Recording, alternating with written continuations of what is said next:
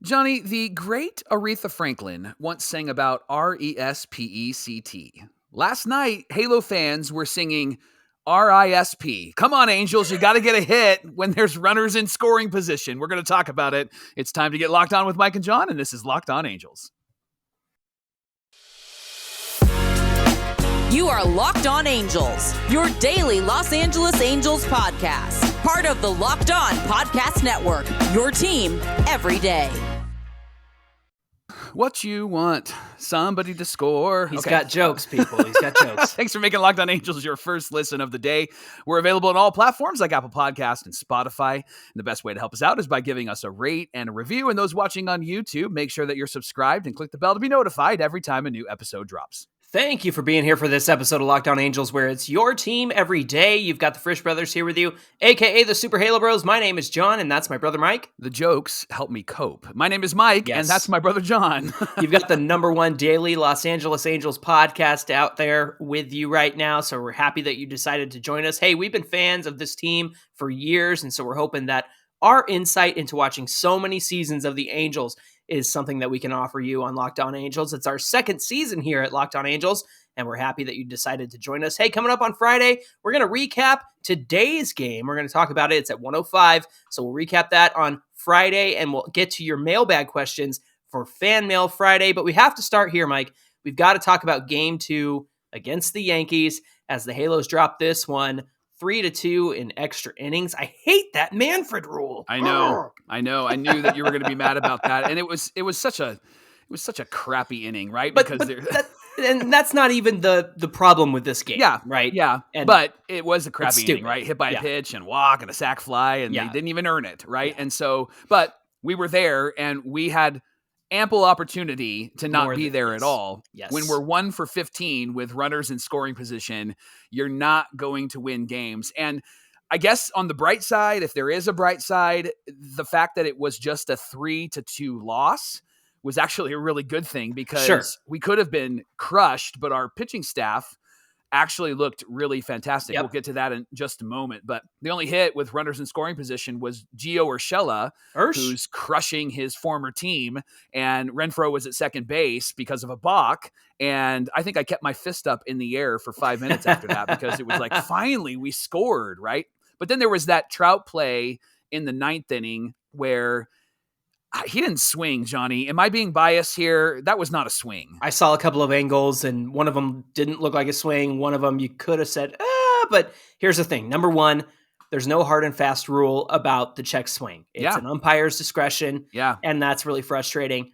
On the other hand, Trout shouldn't put that decision in the hands of the umpire. Yeah. And he just was having a tough game, and it really – up and down the lineup, Mike, everybody having a tough game. I know Shohei almost hit that 2-run home run. That Aaron Judge reached up and grabbed and then dropped and then somehow caught it with his other hand. I'm surprised I didn't look at that one to see if it came out of his glove or if it hit the wall or anything like that. But that's neither here nor there. And then after that, it was just nothing happening for the Angels. I know Ward got an RBI ground out, I believe. Trout on that strikeout. Love to see Nevin get fired up. I posted the clip on Locked On Angels of Nevin coming out of the dugout and giving the umpires a piece of his mind there. John, I know it's a family show, but do you want to repeat what he yelled? Need a John Boy lip reading on that one. I'm not going to touch that. He was fired up. I do like seeing a fired up Phil, and I love that he came out to yell, and then when he got thrown out, then he's going to go and talk to the ump, and then the home plate umpire threw him out, and he goes, I already got thrown out, bro. I'm going to go get my 15 seconds of fame here. What did Ric Flair say back in the day? Fire me. I'm already fired. Yeah. There you go. You had a Ric Flair reference. You had an Addams Family reference. You're on fire. You're on fire. Now, listen to this, Mike. Griffin Canning, Griffin with an I, not an E. His start was strong. Lots of 3-2 counts at the beginning. And just one mistake pitch to Judge, which was a fastball right in Judge's happy zone for a 2-run home run. Right, and he knew it when he threw it because he was like, dang it. But Mike, after that, 5 1/3 innings, 3 walks, 4 Ks, 2 back-to-back starts of 5 innings for Griffin Canning. Mike, I've said it before, I'll say it again. I will take one mistake pitch like he made to Aaron Judge over bloop single, double, walk, double, single, right? Which is something that we always used to see with the Angels and even with Griffin Canning in the past. Yeah. Not good location. We kind of saw that with Jose Suarez the other night on Tuesday. So I'll take a mistake pitch because it's one bad pitch. Yeah. And I know that it was a 2-run home run, but come on. That 2 runs over 5 innings, you got to be able to come back from You'll take that every single day, and we should be able to come back from that. It reminded me of the Reed Detmers outing. I think was it against the Red Sox or the Blue Jays? Yeah, another 2-run home run. This was Justin Turner. That's right. And it was not quite up and in enough. Yeah. And again, one mistake pitch. Otherwise, a great outing. And speaking of great outings, talk about Zach Neto's day. Yeah, Zach Neto looked great. 2 doubles back-to-back, and he is another hit by pitch. Right, yeah, that poor guy, man. He's looking more and more comfortable, though, John. And yeah. I saw somebody say, like, we should have brought up Soto. Soto was struggling in AAA. Soto's a no-no. Down, yeah, there you go. They moved him down to Rocket City. And then somebody said, well, what Neto is doing is what Rengifo is doing. I have to disagree with that, and here's why.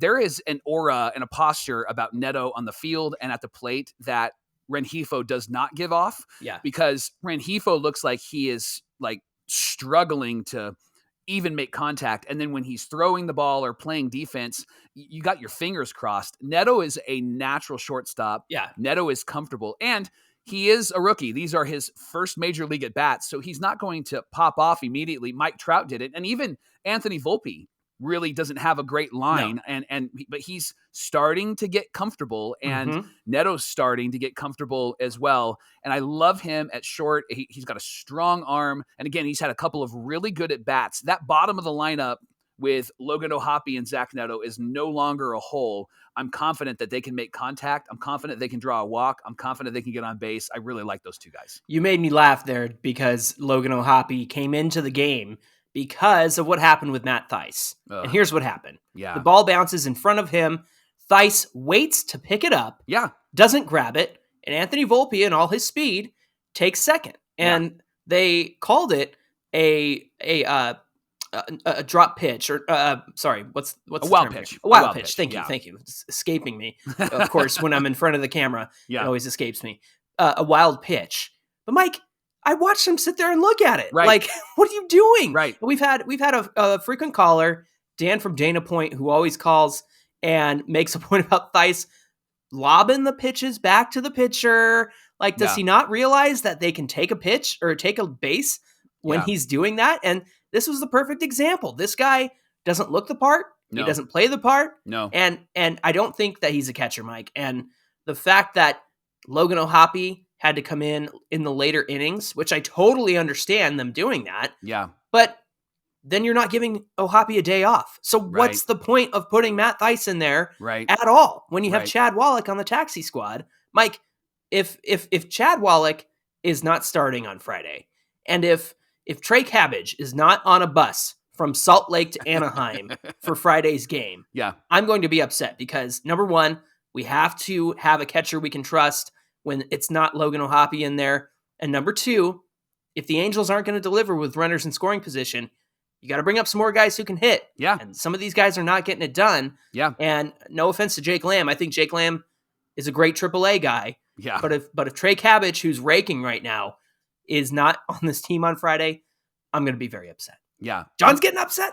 John, we get accused of being a little bit too positive, right? So every once in a while, we want to give the people what they want. So this is for those who are really frustrated with the Angels, but specifically really frustrated with Matt Thaiss. Here we go.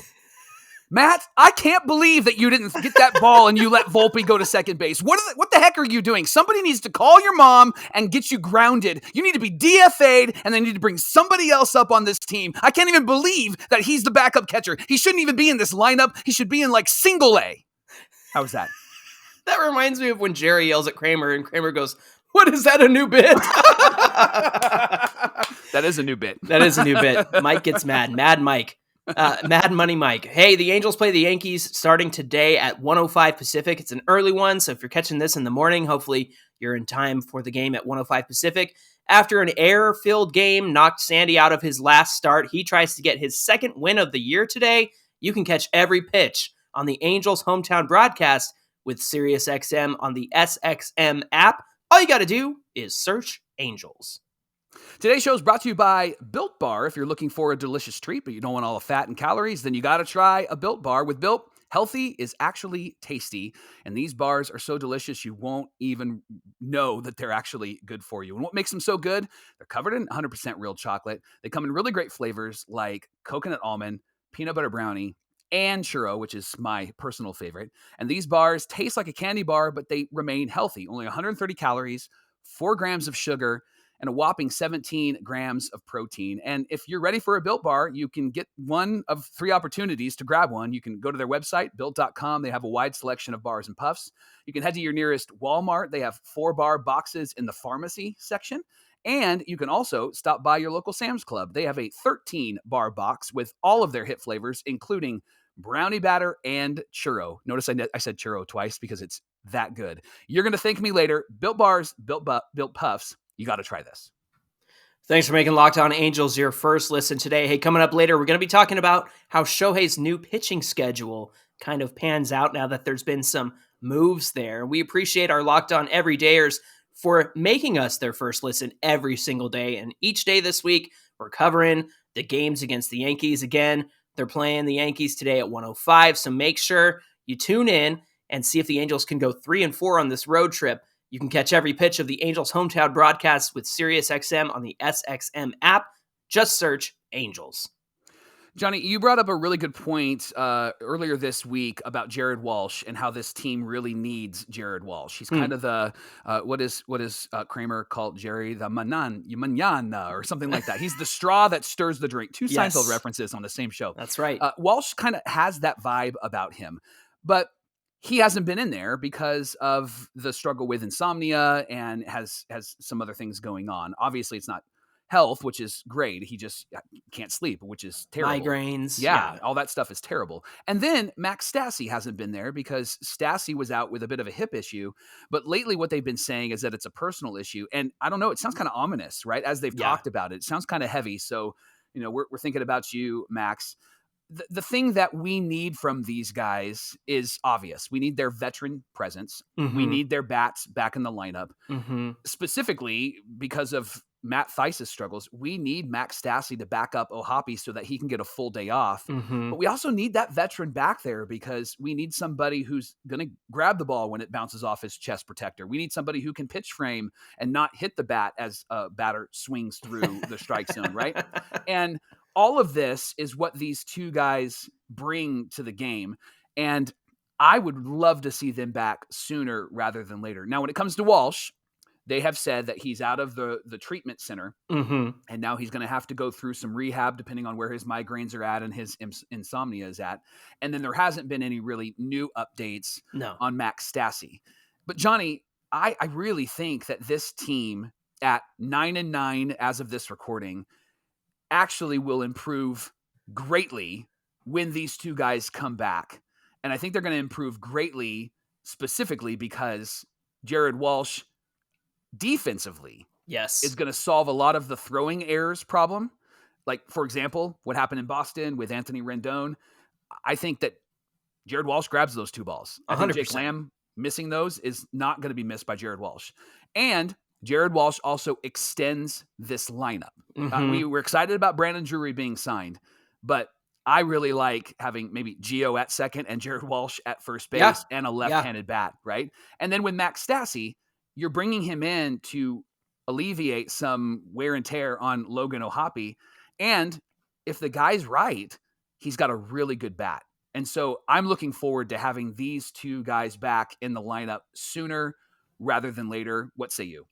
Well, did you see Gio Urshela's awesome play at first against the Yankees last night? That's a thing is like he's made it palatable to not have Jared Walsh in there, right? Because he has really been a great pickup by Perry Minasian. And I think that's key because number one, when there's a lefty on the mound and you don't want Jared Walsh in that day, you can trust a Gio Urshela at first base. Yeah. And then you have Luis Rengifo, who hits really well against lefties. He could start at second base, right? So once Walsh is back, you start to have the options in the infield that the Angels really wanted coming into this season. Now, I know Zach Neto is there now, And that kind of ties up the shortstop spot, which I think is an excellent thing.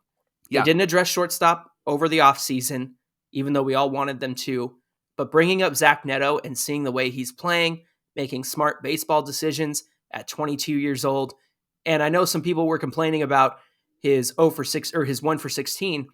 But at that point, it's 4 games. Yeah. You can't judge a person on 4 games. Yeah. And as we all saw, he's really starting to put it together last night in that Yankee game. Those 2 doubles were exactly right on. He hit the ball hard. He put it where the defender wasn't in left field. Excellent work from Zach Neto. So all of that to say, once Jared Walsh comes back, they have all of those options in the infield that they wanted coming into this season. And you're right. Jared Walsh hitting 7th is a far cry away from Jared Walsh hitting 5th like in previous years, because that's how much this lineup is now extended, which is an incredible thing. And Mike, if they continue to bat Shohei in front of Trout rather than behind Trout, then you have Rendon. Maybe you could even put Jared Walsh 5th if you'd like to. Yeah. Maybe you don't need Hunter Renfroe in that 5th spot. However, Renfroe's bat is really coming around, so that's great to see as well. But again, having those options is what the Angels came into this season thinking that they were going to get. It's unfortunate that Stassi and Walsh have had these injuries. And when it comes to Stassi, I think he'd be more than happy to play the Kurt Suzuki role this season. Yeah. Number one is that it's somebody you can trust behind the plate much better than somebody like Matt Thaiss. Mm-hmm. And number two, gosh, dude, if Stassi's bat is not what it was 2 years ago and it's more like 2022, I'll take that. Like, at least it's something. Yeah. It's better than what we're running out there with Matt Thaiss. Yeah. And so I just think that as far as Stassi being a veteran catcher with a little bit of power to back up Logan O'Hoppe is necessary. Yeah. With Logan out, the pitching staff really struggled, other than that Griffin Canning game last night. Right. But the ERA for the pitching staff is much worse with Matt Thaiss catching behind them. It is, absolutely. And his pitch framing, he's not even pitch framing.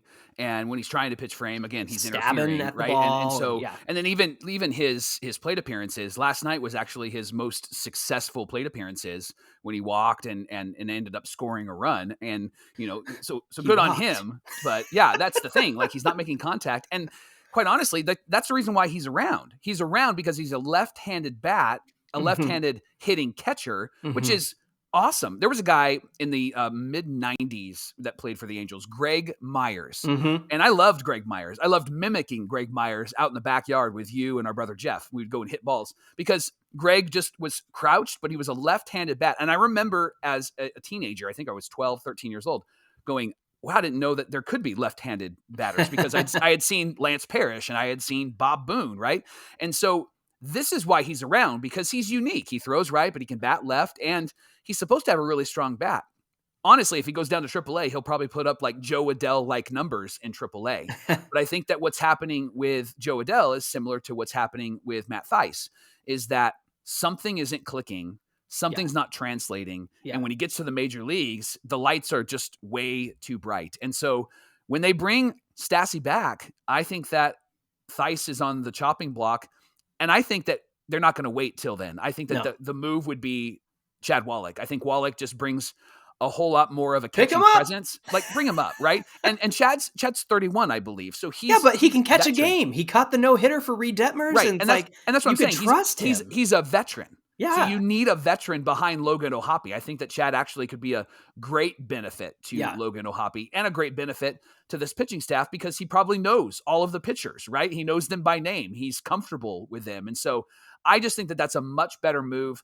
I would put up with a 165 batting average from a Chad Wallach than a 165 batting average from a Matt Thaiss, or a 265 batting average from Matt Thaiss, because Wallach just seems to carry himself in a much better way when he's behind the plate, rather than Matt Thaiss. As far as Jake Lamb goes, too, I think he's perfect AAA depth. Yeah. I think that he's had his moments where he's come through. He had a great night against the Yankees the other night. Yep. And so he is perfect AAA depth. But once Jared Walsh is back and ready to go, I think Jake Lamb is somebody that you store with the Bees.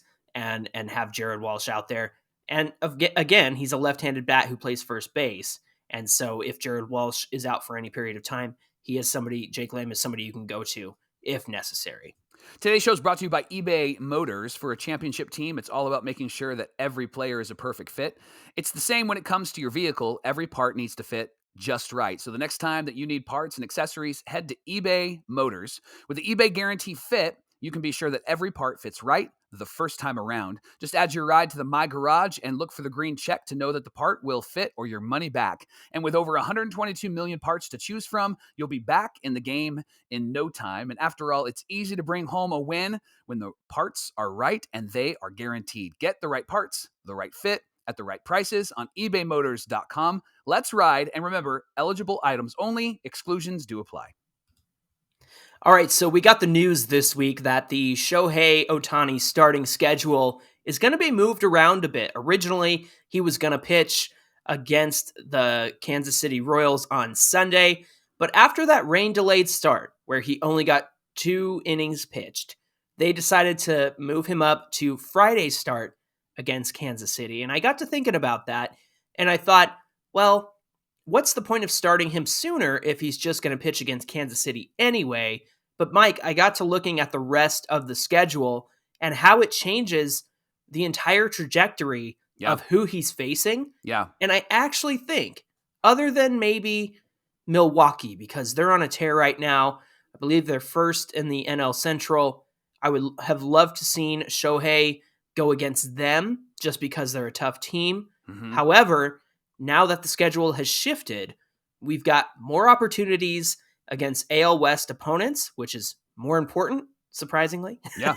As much as you want to see him take on the tough teams, you've got to beat the teams in your division and your rivals.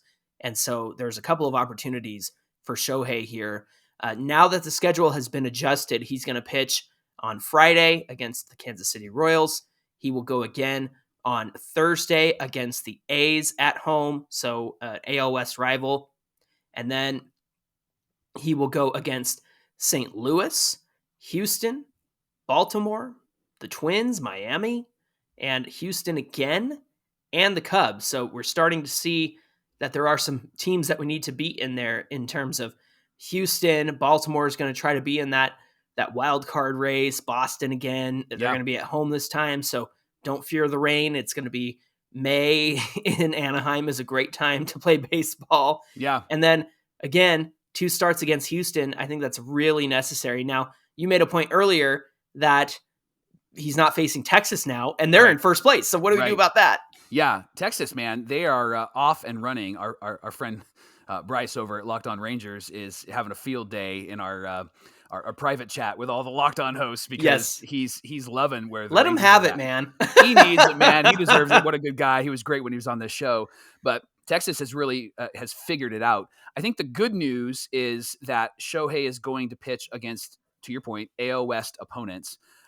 Second, I think what it means for us is that there is going to be some consistency in maybe adjusting who he's actually facing. Mm-hmm. So instead of facing somebody that is easily beatable, it would adjust maybe who he's actually facing, that maybe it's more of a stronger pitcher, which I would rather see Shohei face the number 1 or number 2 of the opposing team rather than the number 5, because those games, well, with the Angels, they're not guaranteed, but they are kind of guaranteed with regular baseball teams, right? And so I think I want to see Shohei against some of the tougher pitchers, because those games are games that when we do win, we have an opportunity to take the series. We have an opportunity to put a couple of wins together. John, as I look at this schedule, I'm looking at obviously New York today, and then we've got 3 against Kansas City. I'm going Saturday, by the way. I don't know if I told you that. Going Saturday with some friends. I'm trying to go Friday, by the way. Awesome. Great. So we're going to have some on-the-field responses. So, and then Oakland. John, is it unreasonable to think that we could be 6-1 after that? Versus Kansas City and then the Oakland series? Yeah. That's 7 total games. Yeah. Go 6-1 on that. Man, you should be. If you're a good team, you should. And that's what good teams do, Mike. And that's what's going to separate the Angels from being they're okay to a good team. Now, I will say, It's April. It's early. Yeah. They never have good Aprils. Yeah. But to play the Royals and the A's 7 games in a row, I mean, you got to walk away with a winning record from that one, right? Well, and this is why the Texas Rangers are I think as of this recording, they're 12-6, so they're in first place. But we could actually have a really successful April if we play like we can against these teams. Let's say that we take the series against Kansas City, so 2 out of 3. Let's say we take 3 of 4 from Oakland, so we can take the series. That's a 5-2 finish for this April, and then we have Milwaukee, right? So a 5-2 in the next 7 games. I'll take that. I would love that, and I think that puts us in a really great position. That's 14-11, and then we've got Milwaukee, and let's say Milwaukee has our number, and we get swept. We're at 500 at the end of April, which, as an Angel fan, 500 at the end of April, longtime Angel fan, yes, that's actually a really good place for us to be. Even though it's not exciting, and even though we're like, what, 500? To be at 500 at the end of April is really important. In fact, not falling below 500 is really important. That's a win. Because this team, historically, when they get under 500, it is a fight, a dog fight to get back to 500, and then to get over 500 is even worse historically in what we've seen. And we've looked at some of the best teams in Angels past and how their April shook out, and they're always like 14-13, 12-11, 11-12. So to come out of April 500 at 14-14, I think is more than reasonable. And if they're able to, dominate those series against Kansas City and Oakland, again, this is what separates the good teams from the great teams. Yeah. If you want to be a great team, you have to beat the ones who are not great and are clearly down below you. And Oakland is always going to have a surprise victory in there. Yeah. But this is not the same team that started out against Oakland. I know they lost that first game, but I also think the Bats, as much as we have been ragging on them for the 1 for 15 with runners in scoring position, I think that's just April baseball when bats are cold and guys are warming up, hopefully with the offense that they do have and should have. These should be some easy wins. So again, Kansas City through Oakland, I think is a great chance for us to pick up some W's, especially with Shohei in 2 of those games. And honestly, some of those can be get right games for our starters, like Tyler Anderson or even Jose Suarez, who I think is going out against Oakland. He is. week. Nevin did say he is going to pitch. Yeah. Yeah. So we'll see if those games can be get right games for our starters, especially with the the veracity of opponent that we're facing. It's not very veracious. I don't know if that's a word. Well, thanks for making Locked On Angels your first listen today. Just a reminder, the Angels do play the New York Yankees today at 1:05 Pacific time, and they're looking to win the series. Patrick Sandoval is on the mound. John, do you think they're going to win? I think they're going to win. I think they have a really good shot to win this game. Let's be the first team that gives the Yankees their first losing series. Come on, Halos. Heck yeah. You can catch every pitch on the Angels' hometown broadcast with SiriusXM. It's on the SXM app. Just search Angels. Hey, give us a follow at Locked On Angels on Twitter and at Super Halo Bros on Twitter and Instagram. So you can DM us for Fan Mail Friday. We'd love to get your questions in for tomorrow's episode. Mike, they can also give us a call at our voicemail line. Yeah, give us a call, 714-409-6396. So our plan for tomorrow's show is to recap what happened in that final game against the Yankees, and then the next 2 segments we're gonna cover your voicemails and all of your questions. So get it into us on social media. You can call us, you can comment below, and we'll gather all of that information and we'll talk about it tomorrow on Locked On Angels. All right, friends, we hope you have a great Thursday. Don't forget to watch that game at 1:05. We'll be back here tomorrow. Until then, my name is John, and that's my brother Mike. And my name is Mike, and that's my brother John. That's going to do it for this episode of Locked On Angels, and we'll see you right back here tomorrow.